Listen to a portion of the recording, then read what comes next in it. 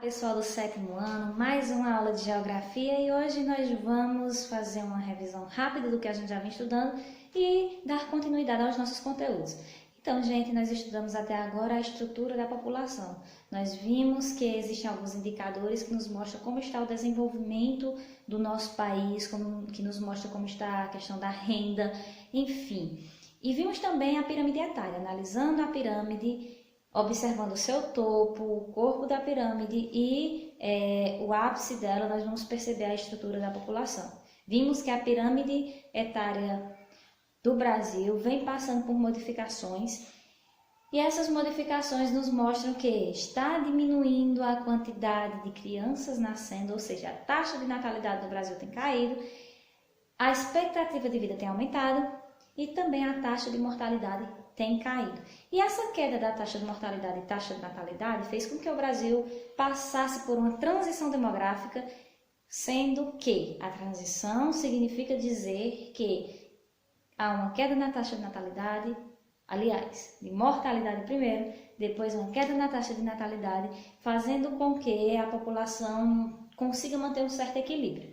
Então, gente, vimos também que a população brasileira, analisando a pirâmide, a gente pode perceber isso, que existe um maior número de pessoas do sexo feminino que pessoas do sexo masculino. Então, é disso que a gente vai conversar agora. Nós vamos falar sobre a mulher e o mercado de trabalho. Gente, nós mulheres somos mais da metade da população brasileira. Nós somos o total de 51% da população, o que significa dizer que é um número considerável. É um número alto, significativo. Porém, gente, nós ainda sofremos muito preconceito por parte da sociedade. Muitas vezes até mulheres têm preconceito para com outras mulheres, não só os homens. Que quando a gente fala preconceito para com a mulher, a gente já imagina vindo esse preconceito de um homem. Mas não é só assim. Então, somos 51% da população brasileira. E ainda não conseguimos, vamos dizer assim, que alcançar a nossa igualdade. Então, igualdade com os homens em todos os aspectos. Lutamos por isso e ainda não conseguimos. Gente, o preconceito ainda existe. As mulheres no mercado de trabalho ainda vêm sofrendo bastante. Então, se a gente analisar os dados, vamos analisar os dados aqui comigo, falando principalmente na questão da economia do país, certo? Então vejamos aqui, ó, no mercado de trabalho existe 39 milhões de mulheres e 53 milhões de homens. Esses dados são do ano de 2010. O que é que isso significa? Que a desigualdade ainda é imensa, muito grande ainda, muito desigual. Então, gente, olha só, nós conseguimos sim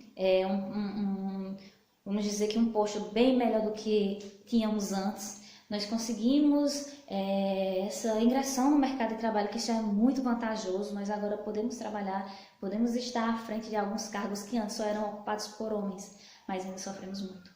E existe alguns campos da economia, existe algumas empresas que preferem o trabalho feminino. Por que preferem o trabalho feminino?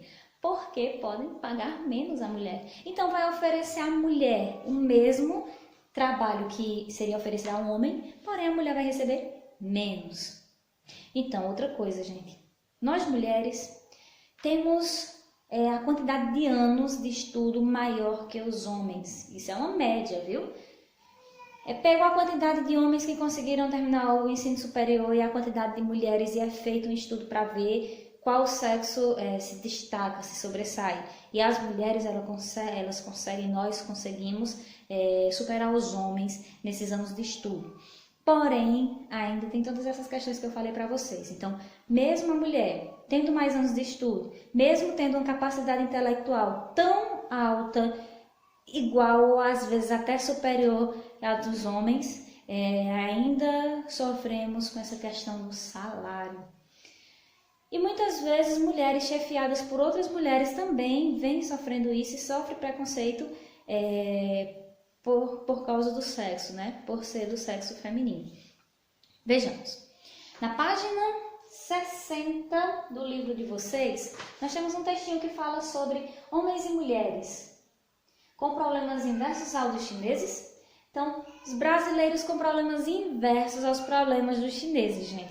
Qual eram os problemas dos chineses?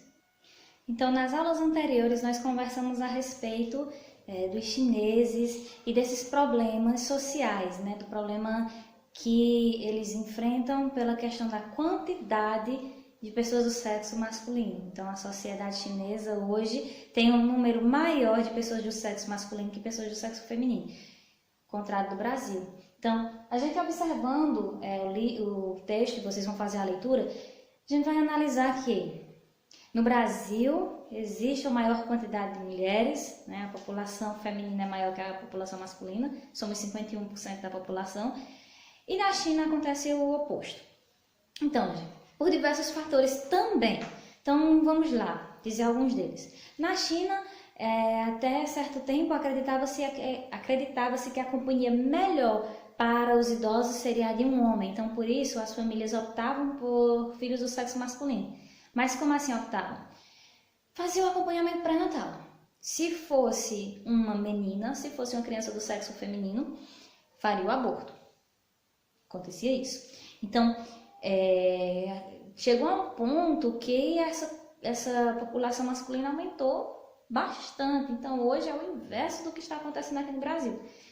Outra coisa, tinha a questão também do controle, vamos dizer que o controle populacional, que eu acredito que eu conversei nas duas turmas, mas se não, vou falar um pouco aqui agora.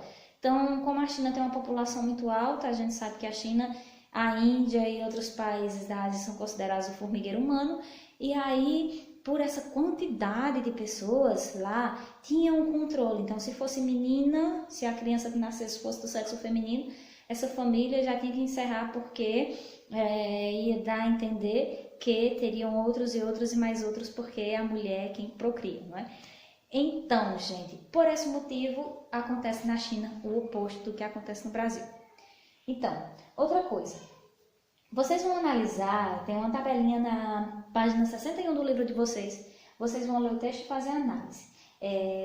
Nesse texto, a gente vai ver a questão da remuneração da mulher. Então, a mulher, ela é remunerada, que eu já falei para vocês também, né? É remunerada diferente dos homens. Existem até, o Brasil já participou de uma reunião com o G20, que é um grupo que ele faz parte, que nós fazemos parte, né? Para tentar amenizar essa desigualdade entre homens e mulheres. Então, já existe uma preocupação, existe um olhar diferenciado para isso. E vamos torcer para que isso melhore cada vez mais, né? Para que a gente possa, de fato, assumir aquilo que a gente é capaz e de igual para igual, né? Competir de forma igual, porque o sexo não vai definir a capacidade intelectual de ninguém.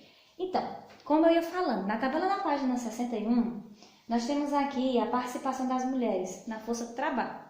Lembrando que muitas mulheres trabalham e não são remuneradas, existe toda essa questão. Muitas mulheres são chefes de família, mesmo tendo escolaridade, terminado o ensino superior, porque casou, teve filhos, teve que largar tudo para cuidar dos filhos, então isso acontece bastante. Existem muitas mulheres que são chefes de família também, que é ela que assume a família. São diversos fatores, pessoal, que faz nós mulheres ainda sofrermos com isso, tanto a questão do desemprego, como também do salário reduzido. Na página 61, a tabela mostra que a participação da mulher na força de trabalho. Em 1940 era 19% dos homens, 81%. Em 1960 era 17,5% e dos homens, 82,5%. Em 1980 era 27% e os homens 73%. Mais recente, o dado de 2010, nós mulheres somos 43,5% e os homens 56,5%. Houve aí, né, um equilíbrio, uma melhora, cresceu bastante a participação da mulher nos últimos anos e a gente espera que isso mude e melhore cada vez mais, né? Que tenhamos cada vez mais o nosso direito respeitado. Então, gente, Aqui diz que na página 62 do livro de vocês tem um trechinho que eu marquei para comentar com vocês aqui. Diz que entre os trabalhadores que ganham mais de 20 salários mínimos por mês, inclui-se 1,3% dos trabalhadores do sexo masculino e apenas 0,4% do sexo feminino. Então, gente, é uma grande diferença, né?